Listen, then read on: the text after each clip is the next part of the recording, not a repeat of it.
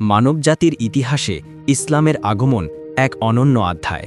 প্রায় ১৪০০ বছর আগে আরবের মরুভূমি থেকে শুরু হয়েছিল এই ধর্ম, যা অল্প সময়ের মধ্যেই সমগ্র বিশ্বে ছড়িয়ে পড়ে। নবী মোহাম্মদ সাল্লাল্লাহু আলাইহি ওয়াসাল্লামের আগমনের আগে আরব উপদ্বীপে ছিল অন্ধকার, অজ্ঞতা আর গোত্রভিত্তিক যুদ্ধ।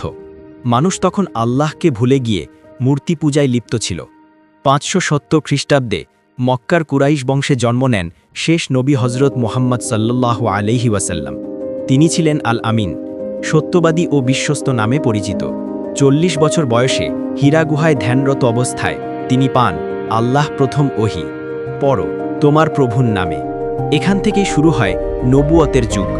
মক্কায় তিনি তাওহীদের দাওয়াত দিলেন, কিন্তু কাফিররা তাকে ও তার সাহাবীদের উপর নেমে আনল নির্যাতন।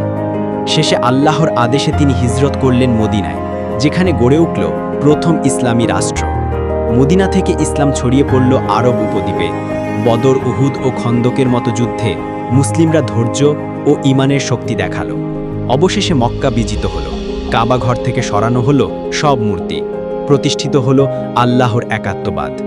বিদায় হজ্জে নবী সাল্লাল্লাহু আলাইহি ওয়াসাল্লাম ঘোষণা করলেন, আজ আমি তোমাদের জন্য দ্বীনকে পূর্ণ করলাম। কিছুদিন পর তিনি ইন্তেকাল করলেন, কিন্তু ইসলাম থেকে গেল অটল ও অমর। খলিফাদের যুগে ইসলাম ছড়িয়ে পড়ে ৩ মহাদেশে। অল্প কয়েক শতাব্দীর মধ্যেই ইসলাম হয়ে ওঠে জ্ঞান, সভ্যতা ও ন্যায়ের আলোকবর্তিকা। আজ ইসলাম পৃথিবীর দ্বিতীয় বৃহত্তম ধর্ম। কোটি কোটি মানুষ প্রতিদিন আল্লাহর কাছে সেজদায় মস্তক রাখে। ইসলাম একটি পূর্ণাঙ্গ জীবন ব্যবস্থা, যা মানুষকে শেখায় শান্তি, ন্যায় বিচার ও আল্লাহর আনুগত্য।